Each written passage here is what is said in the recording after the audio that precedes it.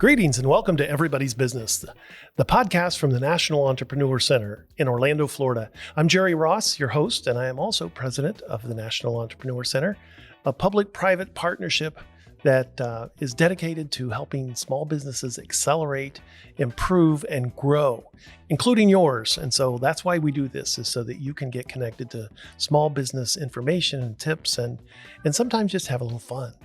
And speaking of fun, we have Rachel Madsen with us. Welcome, Rachel. Thanks, Jerry. Great to have you here again. You always make the trains run on time, is what I say. Yeah, no, I have a great time on here. It's great to be a part of the show. Well, we're glad you're here. The last episode or so ago, we had an entertainment attorney, Yes. Davey J, that came and talked to us about the importance of copyrights and trademarks and all of that as a creative. In this last pandemic year of shutdown, theaters being shut down has been really hard on the creative class.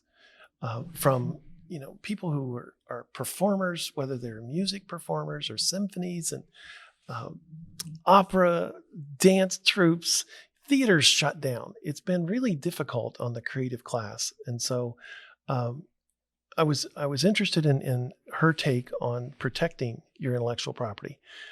So today I invited one of my college friends to come back and talk to us about his life as a performer, and his name is Brian Regan. Yeah. Didn't you play college football with him? I did. That's how we first met. Yeah. At a small college up in Ohio. And, he's one of those performers that did the work. We're going to hear his story coming up. And it's one of those that is truly inspiring because many of those same things that a performer has to do, practice, learn their craft, work at it, pay their dues, learn from others. That ground zero. Exactly. Yeah. And there's no real textbook on how to do it, how to become a success as an entrepreneur or as a performer. So there's no comedian for dummies book out there? No. I have a juggling for dummies book where I learned to juggle.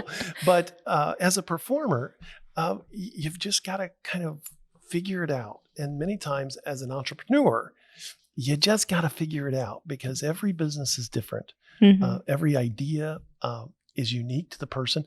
I had a boss one time that said, if you've met one entrepreneur, you've met one entrepreneur. You can't just put them all in a box and say they're the same. And so I thought it would be interesting to have a performer come on and tell us about his journey to being a successful comedian and what it took and how that parallels to someone who's running their own business and learning as they go. No, I'm sure we'll get a lot of great information out of him. Well, and probably a few laughs. Yeah, I hope so. Don't go away. We'll be right back with our guest, Brian Regan. Hi, this is Jerry Ross coming to you from the National Entrepreneur Center. I'm coming to you from my home office because our staff as well is working remotely.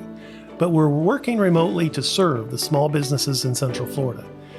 If you have a need, if you want to get connected, there are many ways to do that with the National Entrepreneur Center. So we are still answering your calls. We are still answering your email. In fact, we've been pretty busy these last few months, even working remotely to launch the new online learning platform in partnership with the Lonely Entrepreneur out of New York City, who had about 300 learning modules of content readily available. And we've made a partnership to make that available to you for free while you're working remote. So while you may be home working alone, you don't have to be alone because the National Entrepreneur Center and our 14 resident organizations have one mission, and that's to help you grow your business.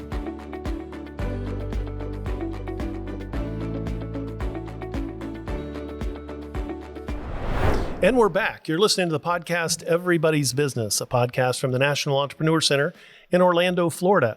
I'm Jerry Ross, your host, the president of the National Entrepreneur Center. And today, our guest is a friend of mine from the college days, Brian Regan. In those few short years since college, Brian has distinguished himself as one of the premier comedians in the country. Reviewers say he delivers the perfect balance of sophisticated writing and physicality. He fills theaters nationwide with loyal fans that span all age groups, and I can attest to that because I am a fan and I already have my tickets for the June show here in Orlando. In 1997, he released his first CD entitled Brian Regan Live, and in 2004, he released the DVD I Walked on the Moon. In 2007, Brian signed a deal with Comedy Central to star in 2 one-hour stand-up specials and then headline a theater tour across the country, which produced the DVDs Standing Up and The Epitome of Hyperbole. He's appeared on The Late Show with David Letterman, The Tonight Show with Jimmy Fallon, as well as Jerry Seinfeld's web series, Comedians in Cars Getting Coffee. And by the way, he's one of the few comedians to be featured on that show twice. He's recorded a special live from Radio City Music Hall and is slated to release his stand-up special called On the Rocks in Netflix this February. Needless to say, Brian Regan is killing it, and he's just getting warmed up, is what I think. Today, it's my pleasure to welcome Brian Regan to Everybody's Business.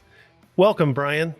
Hey, Jerry. How are you, man? Thank you very much for having me on. You bet. I appreciate you taking time. I know you're busy and on the road quite a bit. So for making time for us and to share your journey with our listeners, we really appreciate that. No problem. So how did you end up in stand-up comedy? I need to hear how that happens. I'm still trying to figure out what happened.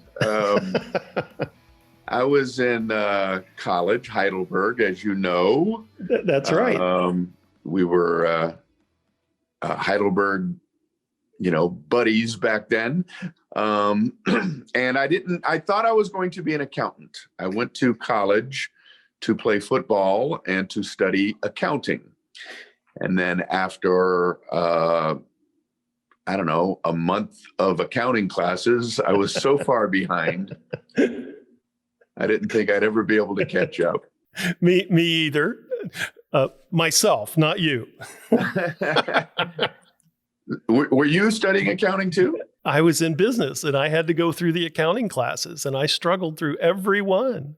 Yeah. So anyway, I was playing football with you at Heidelberg, and I talked to our coach, Coach Rankin, and I said, "Hey, listen, I'm loving playing football. I enjoy that. But I was here to study economics, accounting. I don't feel like that's really speaking to me, or I'm not speaking to it." We weren't speaking to each other. We weren't on speaking terms. We were speaking different languages. Right, completely. So I told him that I was a little, disillusioned or confused about what I should be studying. And to his credit, he said, you're kind of a funny guy on the team and you make all the guys laugh. And I didn't know if that was a compliment to my humor or an insult to my athletic ability. But I said, yeah, everybody's laughing when I'm on the football field, that's for sure. And he said, he recommended the communication and theater arts department. And so that's when, I went and checked that out. And that's how I got into that world, if you will. And I started getting into plays and that kind of thing. And it was under that umbrella that I started thinking, well, maybe I could do stand-up comedy as a career. Sure. And so how did you make that leap? Was it a scary thing to decide I'm going to go do this as my career? Yeah. But, it was the first time I had passion in my life, if you will. And, when you have passion blowing in your sails, it's going to kind of help you go through some difficult times, some challenging times. And, I tried it a couple of times in college. I remember I've learned that there's a difference in just being funny and saying that you're a comedian, Oh, there's a whole different level of pressure. It's like, okay, ready, be funny. Exactly. I mean, I used to be asked at Heidelberg to get on the microphone and introduce the basketball players and the cheerleaders and things like that. And I could be funny while I was doing that, but nobody said, Brian is about to be very funny here.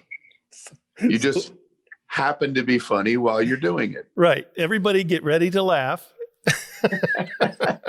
Prepare yourself to be humored. Here's Brian. Exactly. So, and then one night I decided to call myself a comedian, if you will.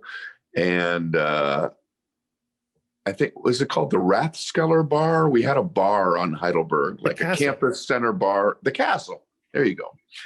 So it was stand-up comedy night with Brian Regan in the Castle. And all my friends showed up, which was great. And then I'm on stage trying to do my act. And these were just jokes that I had written, and like I'd never done it before. And I'm saying things like, so I was on a bus this morning, and my friends would yell out, no, you weren't.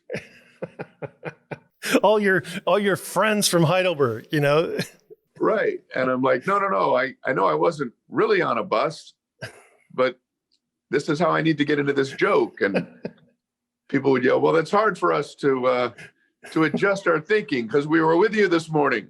And we know you weren't on a bus.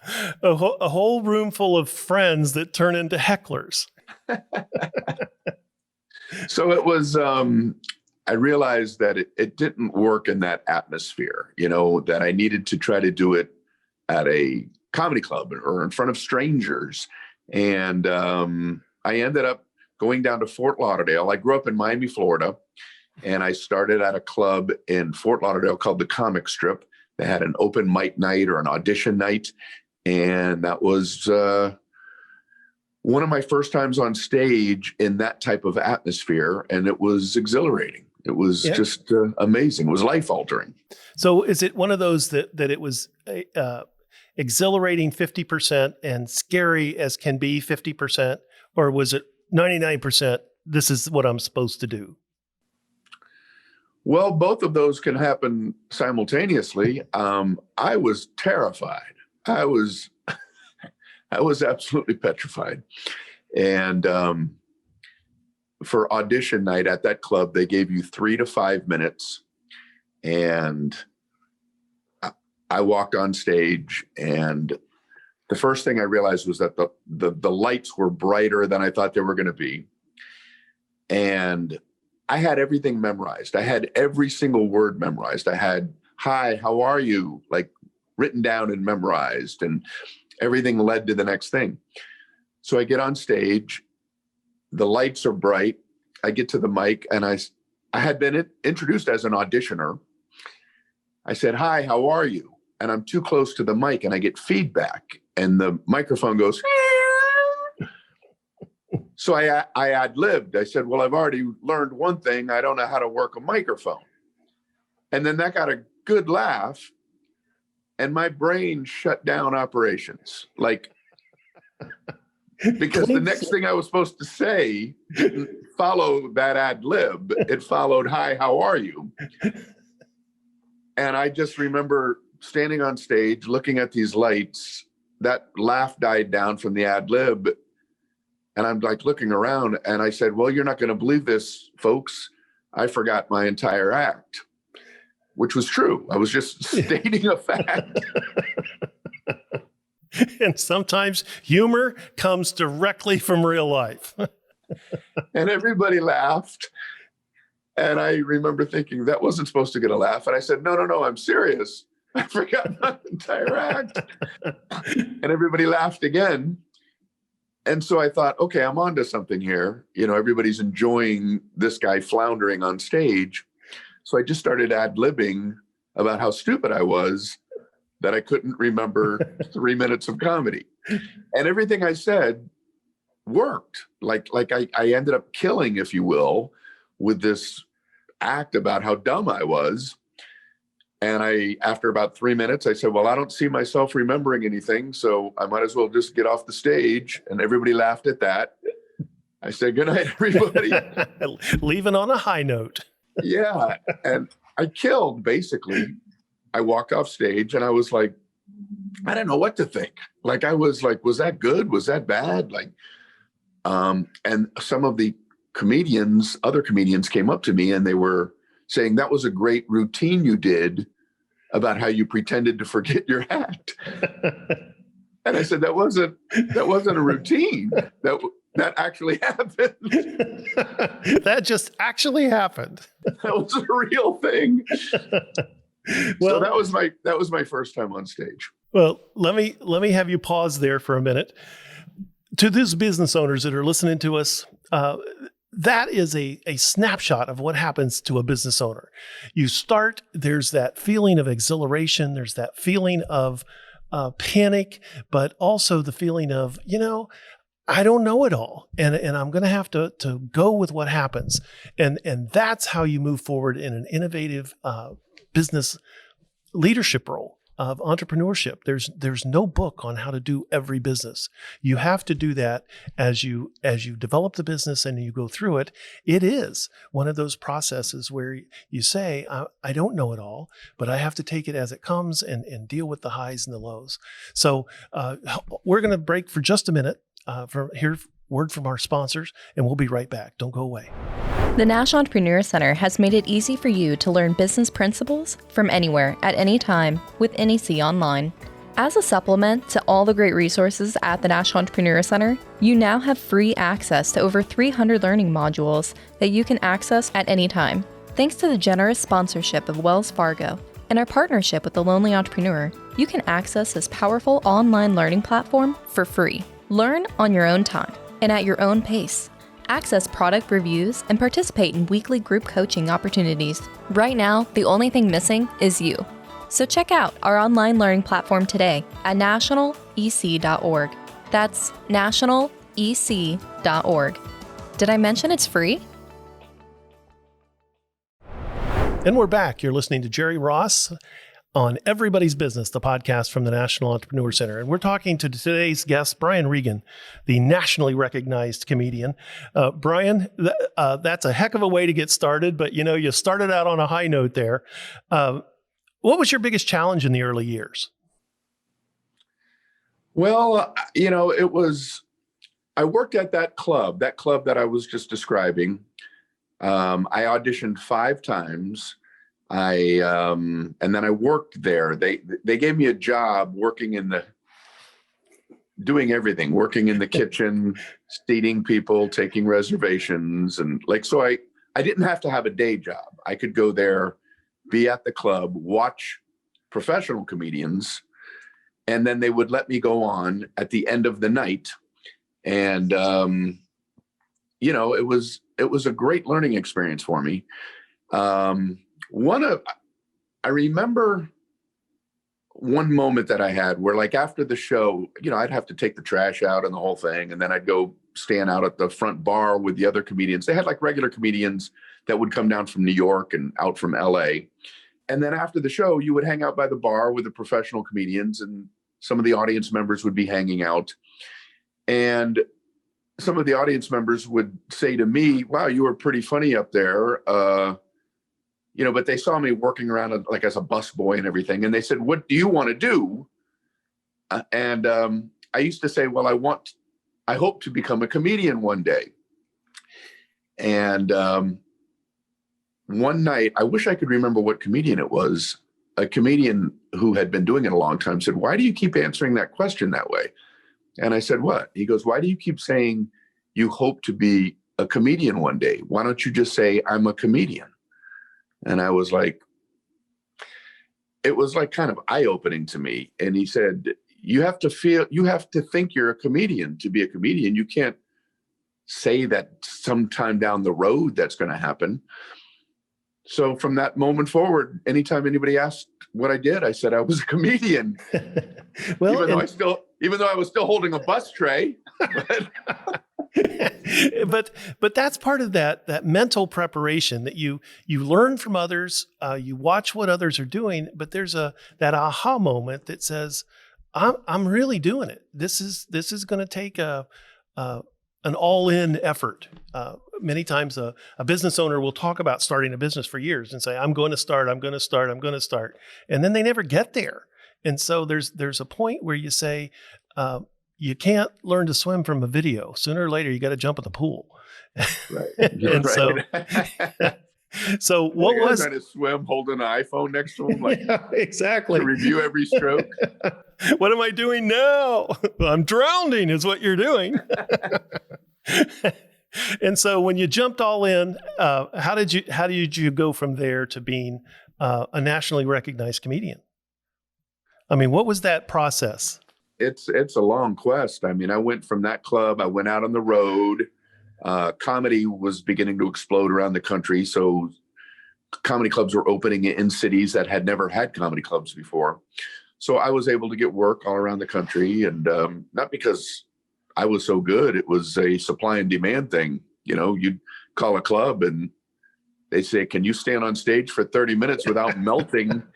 And I'm like, I think I can. And they're like, "You're hired." You know what I mean? Like, these clubs needed comedians. So I was able to work every week and get better and better and better. And then I moved to New York City, and I was in New York doing late night, you know, finally getting onto juicier spots in the comedy clubs. And little by little, things start happening. And I won a big comedy competition in New York City.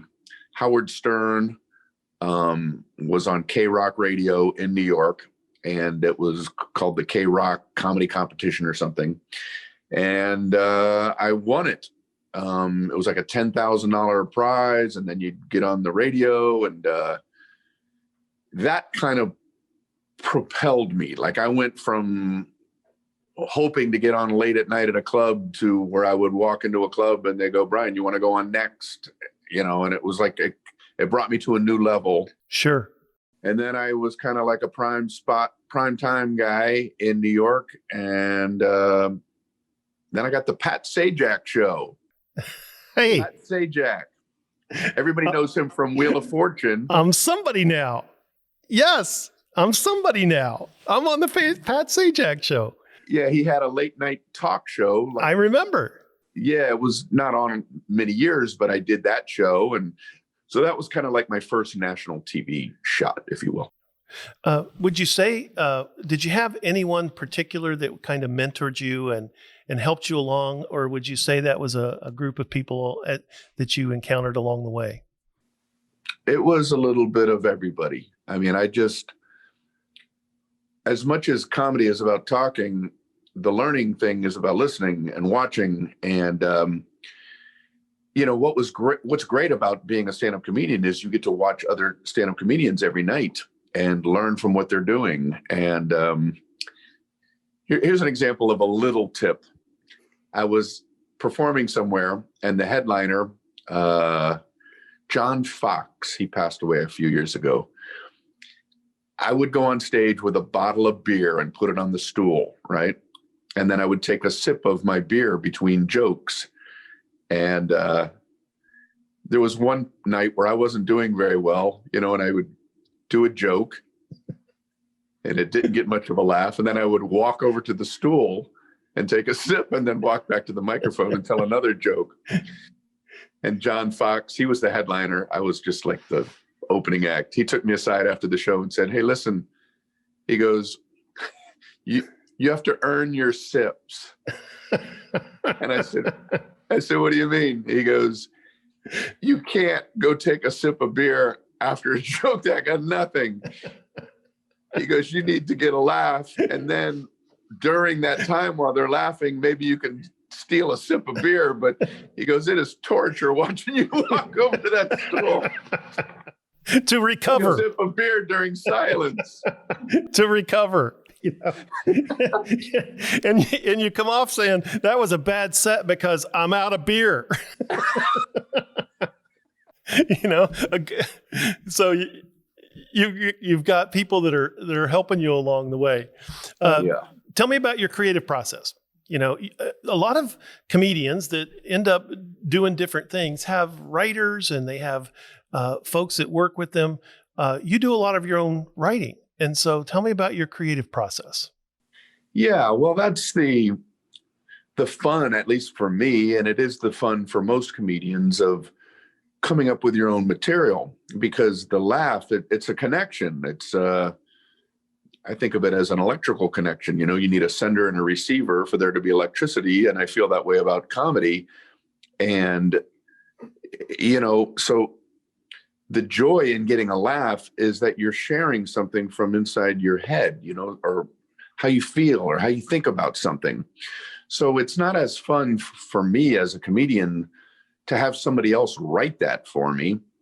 I want that to be something I came up with and I've shared it. And people create different ways. You know, I've heard of comedians who like to sit down at a blank piece of paper and, you know, just wait for stuff to come out.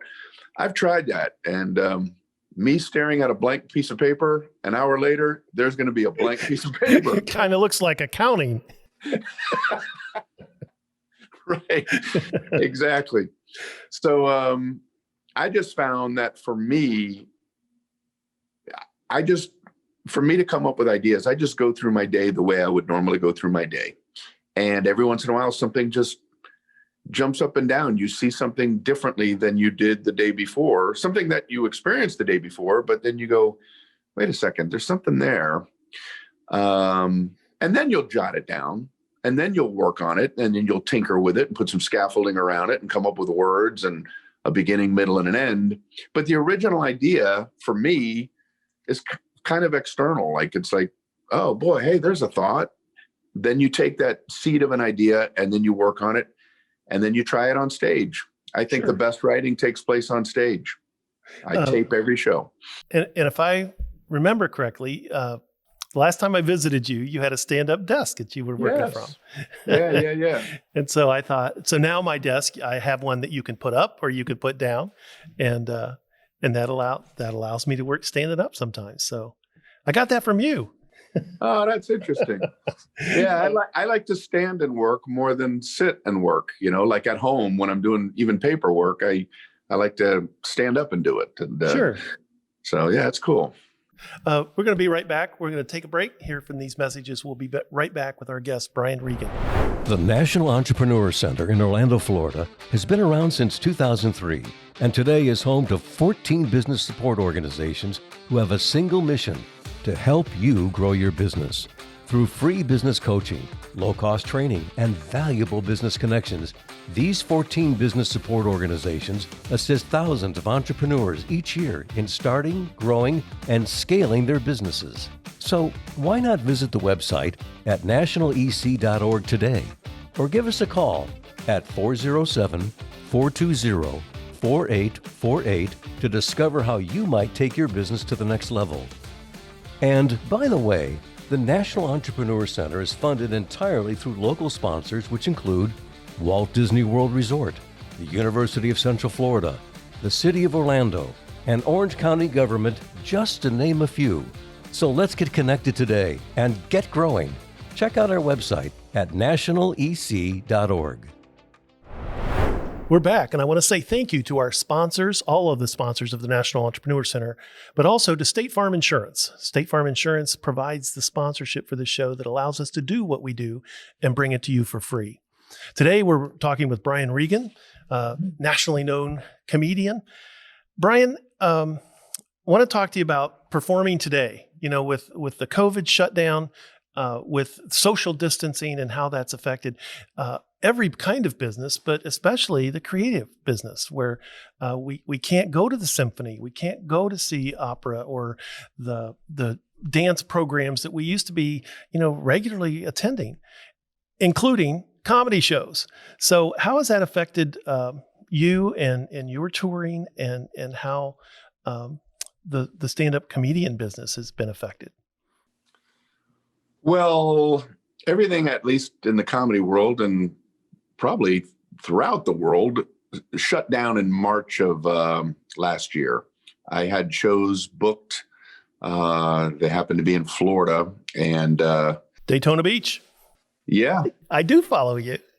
Yeah, that's right. I had, and like 2 days before we were supposed to fly to Florida to do the shows, the whole world shut down. So we canceled all those shows. I didn't do any shows for like 4 months. And then theaters didn't open back up, but certain comedy clubs did with social distancing. And I had a special that I was supposed to be doing for Netflix, which was supposed to be shot back in May of last year, and then they punted it to October of last year. So I needed to prep for that special. So I decided to do comedy clubs because I needed to tighten my act up and get ready for it.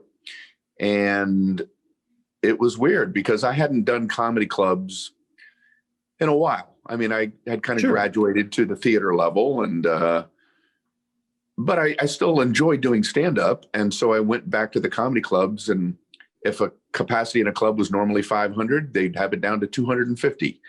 And it was weird. You know, I mean, a lot of comedy clubs put plexiglass up between people. You know, like you're working a hockey, like a hockey arena or something, so bizarre. Ducking the puck, coming at you. Yeah, right. Seeing people laugh in the soundproof booth, Yeah. And I even did 2 drive-in movie theaters, and where people are in their car. And so how do they applaud? By flicking their brights? Yeah, they would actually put a sign up, like on the big screen, because I was also on the big screen, but they would ask people not to flash their lights, and please don't honk your horns. Because people would do that to be nice, but not realizing that it's actually not helpful to a comedy show. Exactly. So it was the most bizarre experience. The first one that I did, the first drive-in that I did, I got on stage, and I'm doing my act, and I'm literally hearing nothing, like no laughs, not small laughs, no laughs. Talk about a surreal experience. And it felt like, well, this is going to be like just a lesson in me practicing, trying to pretend like I'm hearing laughs, assuming they're laughing in their cars. I'm looking up at stars. I'm telling jokes to nothing. Every once in a while, like my biggest, occasionally I could hear a laugh. Like my biggest laughs would sound like this. And I'm like, oh, there's life. There's someone out there. Yeah. So that was and I did 2 of those, and then I just decided, all right, I'm not going to do any more drive-ins. That's just, I can adjust. I have some shock absorbers, but I can't do comedy with 0 laughs. That's just not fun for me. There is no feedback loop on that one, other than, I would suggest that maybe they have their windshield wipers going to give you a sign, maybe that I'm here. I heard that. It was funny. Yeah. So COVID has been an impact. Do you see that opening up soon? I see you have some dates on the tour scheduled. Do you think those are going to happen? Do you think those are going to punt? What do you think on that? Well, I have been doing shows, and some theaters have been opening up, but again, with social distancing. I just did the Florida Theater in Jacksonville about a week ago, and half the seats are literally covered up, so it's like they do it at half capacity. Right. I did 2 shows at the Savannah Theater a few nights before that, also half capacity. So places are beginning to open up. Every state is different. Every state has different rules and regulations. And I'm hoping, if this vaccine, does well, and, that maybe by the end of 2021, things will look like they did before the whole thing hit. I have my fingers crossed. Me too. Because you recognize me at those shows. I'm the heckler from Heidelberg that shows up, regularly. So that's goes back to the castle days. Let's talk about your life journey. You grew up in Miami. Where were you in the family line, brothers and sisters? I was the smartest. You were an only child then. Right. That's my way of saying I was an only child. That's funny. No, there were 8 kids. I was 4th out of 8. Uh-huh. There was Mike, Pat, Dennis, and then me, and then 2 girls, Peggy and Diane, and then 2 more boys, Kevin and Terry. So it was 6 boys, 2 girls, which when you're young, you learn a little bit about, democracy and voting and how unfair it can be. That's right. It's like I felt bad. There's 6 boys and 2 girls, and we take a vote. Should we play football in the yard or should we play Barbies? Oh, it came in 6-2. 6-2 again. 6-2 again. Sorry. Sorry, girls. Sorry. It was fair. It's a democracy. We all voted. Well, and that's the kind of thing in a family, it doesn't go away. It still happens no matter how old you are. I just saw my sister Diane last week. She's living near Savannah. I just saw my brother Terry.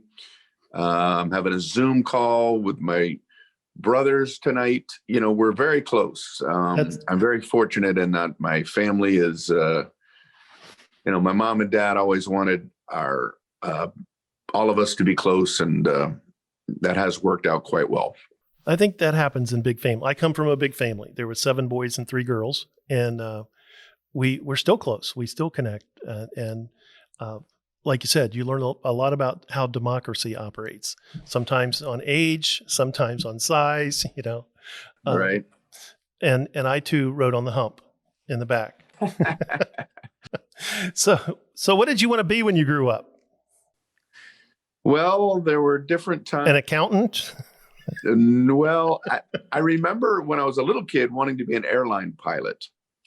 And I wrote somebody, I don't know, I wrote an airline, like when you're a little kid, you don't know how stuff like that works. Dear airline, yeah. I want to be a pilot. What should I do? And I was sent a book, I wish I could remember who I wrote the letter to, but I remember getting a book that was good for kids about how planes work and stuff like that. And I was like, I remember being intrigued that, wow, I wrote a letter out. Somebody out there read that letter and sent me something to follow that path. That was more important to me than the quest to become a pilot. It's like, wow, people listen when you ask. Right. Right. So, I ended up not becoming a pilot, but I wanted to be a pilot for a little while. And, yeah. And what were your hobbies, sports, activities? I played football in high school. I ran track in high school. And then I started playing a little bit of golf. I'm terrible at the game, but I still love to play. Me too. Yeah. It's weird to me that golf was probably like the physical activity that I enjoyed the most. And it's like, why would I choose a hobby that I'm terrible at?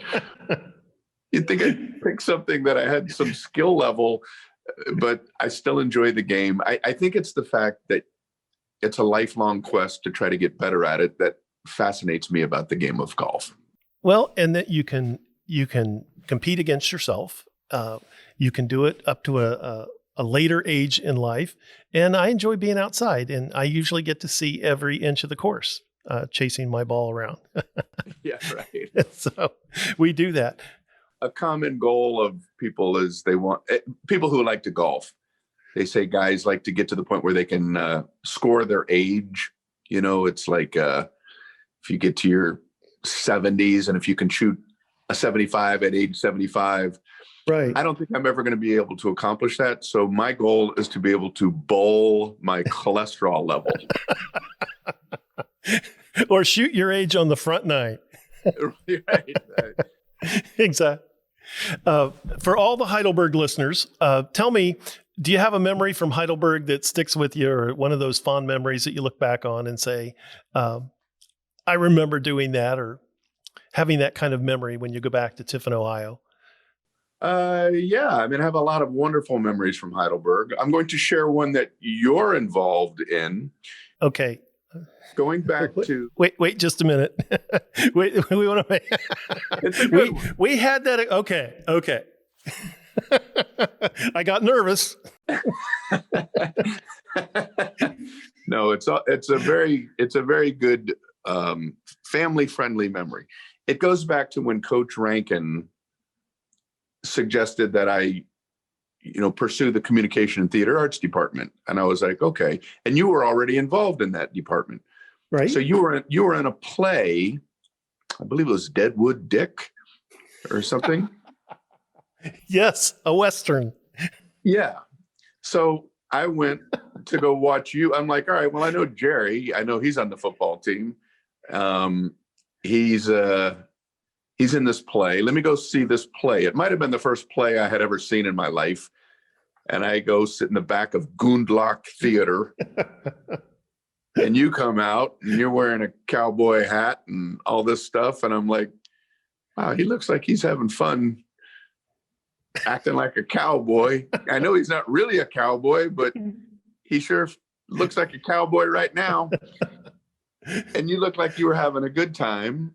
And it was one of those moments where I was like, well, maybe I could pursue this. I had not yet chosen to join the communication theater arts department. So that was one of those moments where I was like, hey, man, you can be a football player and still be in theater and, Sure. be kind of cool. So that was a fun memory. Well, and I think that's something that Heidelberg did for me is it allowed me to try a lot of different stuff that maybe I wouldn't have gotten a chance to try it at someplace else. But I got to try a lot of different hats on, including the cowboy hat. I'm just glad you weren't in the back going, no, he's not a cowboy. I saw him this morning. He was on a bus with me.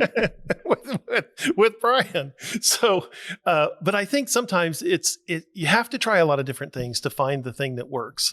And so I think that was an opportunity that I had there that I learned from. We're going to come back and ask you a couple closing questions, and then we want to be a good steward of your time. So we'll be right back after this message. As we go through this year of the pandemic, many of us thought that would only be maybe a few weeks, maybe a month.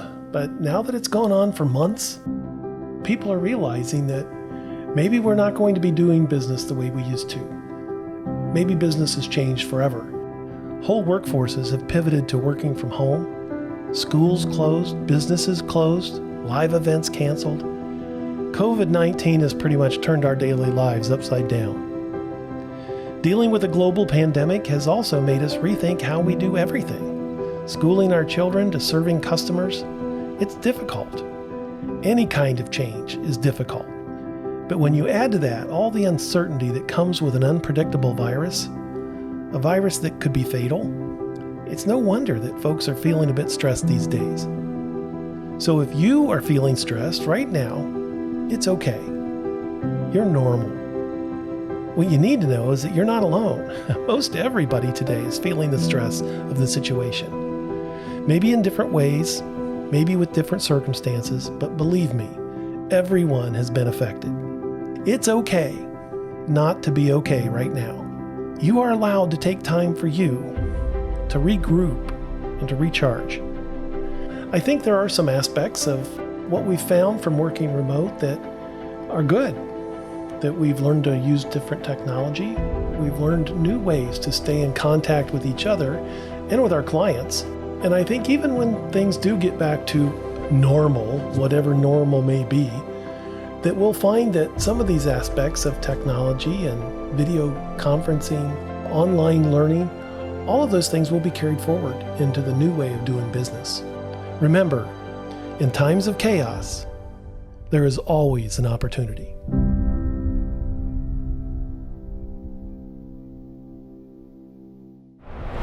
Welcome back, and thanks for listening to Everybody's Business, a podcast from the National Entrepreneur Center in Orlando, Florida. This morning, we're talking with Brian Regan, a nationally known comedian. Brian, I'd like to get a few closing questions for you. If you could have a conversation with anyone in history, who would that be with, and what would you talk about? I'm interested in science and stuff like that. And they say that there's a woman in Africa millions of years ago who is our common ancestor. And if I could get in a time machine and go back and talk with that woman who has no idea that everybody in the human race came from her, I would just be fascinated by that. Like, this woman who lived that many years ago has no idea how important she is to this planet. to all of us. To all of us. I'm just fascinated by who this woman was, and I'd love to chat with her. If you can arrange it. I'll see what I can do. We'll talk to our producers here. Let me do a rapid answer question. What is your favorite color? I like all colors equally. I've always said that to my kids. I like all colors equally. What's your favorite movie? Amadeus. I like the theme of Amadeus. It was jealousy of talent, and there are only a handful of premises in movies, but usually that is not something that's explored. And it was really well done. I really enjoyed it. And the way they portrayed Salieri and his jealousy, but also the genius of Mozart. Yes. I thought it was put together really well. So I'll approve that one. Favorite cartoon character? Goofy. Goofy. Yeah. Would you prefer to have chocolate or potato chips? Chocolate. Coffee or tea? Let me think. Would you like a spot of tea while you consider that one? It's a coffee. So what do you do when you're not working? What do you do for fun? Golf, smoke cigars, drink wine, play backgammon. And so do you have any other spare time after you get... I would have to do those. Do you consider yourself an introvert or an extrovert? I know you're out on stage in front of hundreds of people. Introvert or extrovert? Introvert. I mean, a lot of people are surprised that a lot of performers are actually kind of shy off stage. And I would consider myself that way. What's your favorite dinner? Spaghetti and meatballs. Me too. Next time you're in Orlando, we'll meet for spaghetti. Would you rather go to the art museum or the opera? The art museum. I love looking at paintings. I'm fascinated by the ability of some artists, and what they're able to throw on canvas blows my mind. If you were to have a drink with dinner, would it be beer or wine? A wine. I've been drinking wine lately. When the pandemic hit, there was not a whole lot to do, so we would explore different kinds of wines. And you've got some good wine out on that side of the country. Yes, absolutely. It gives you plenty to taste and test. Do you have anything special coming up? Any events coming up that we can connect with? Well, I'm happy to say I'm proud of a stand-up comedy special on Netflix called Brian Regan on the Rocks, which will be coming out February 23rd. In fact, that's where I am right now. I'm in Burbank doing editing for it. We had sound editing yesterday. We have to take the complete silence of the audience, and I have to find laughs from other comedians' stand-up comedy specials and put them in, That's right. Bring in some video from the drive-in. Get some windshield wiper footage. That's right. And so when is that coming out? February 23rd. 23rd. We can see that on Netflix. And so if somebody wants to check out your tour dates or get a Take Luck t-shirt or something like that, where do they go to find that? Well, I have, it's brianregan.com is the webpage. And then, I have all the social media stuff. I think Brian Regan Comedian might be my Instagram. handle. Brian Regan on Twitter, all that normal social media stuff. Great. So you can find information on Brian. You can connect with Brian by putting his name in that big thing called Google. So Brian, thank you for your time. Thank you for sharing your insights and your perspectives with our viewers. We love you. We love what you're doing. And I look forward to seeing you on the road. That's very nice, Jerry. Thank you so much. I appreciate you wanting me on this today. And I appreciate our friendship and that we've been able to, stay in touch over the years. And thank you very much for everything. You bet. Thanks, Brian.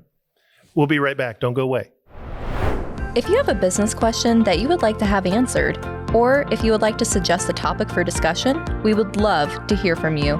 Just email Jerry at hello@nationalec.org. That is hello@nationalec.org. And we're back with some final thoughts on our guest today, Brian Regan. Do you have any thoughts on what you heard today? Yeah, I think his audition story, I can't say that I haven't felt that blank, or that, what do people say, the deer in the headlights? Exactly. Like, I've had that so many times. But I took away, be flexible. I mean, that's really important, especially like he did. I mean, he owned it too. Yes. He's like, I don't know what's going on, but hey, it worked out. So that's great. Look how much he's accomplished. And I think everybody has those moments where they just blank. Yeah. Or it's sheer terror. I've had many times, I say, when a client comes to the National Entrepreneur Center with that deer in the headlights look, I tell them, I've seen that look in the mirror. There were times as an entrepreneur that I thought, I don't know how I'm going to do this, or I don't know how I'm going to get this done. But like you said, you own it and you be flexible and you just keep going. I think there's a saying also that says, if you're going through hell, keep going so that you get through it, get to the other side. And so that was a fun story to hear. What I like about Brian, and that I've known him for a little while, is, he's still that same humble, charitable, giving person that I knew some years ago. Mm-hmm. And so he has been very successful, and yet he has remained grounded. He makes time for folks. He's just truly one of the nice guys out there. So nice guys can finish first. And I love to see that success for Brian. No, yeah. And I think a lot of people can relate to that. Just wanting to, not only be successful, but also keep what makes them them. Right.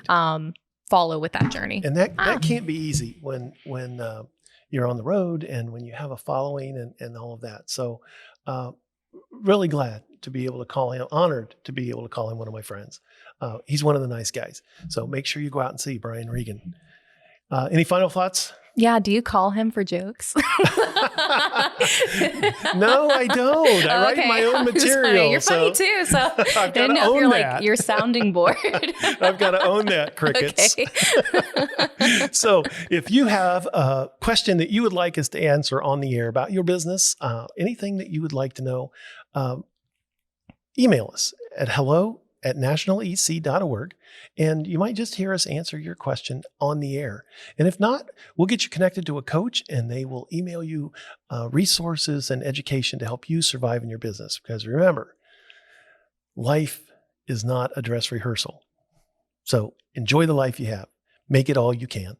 And we'll see you next time on Everybody's Business.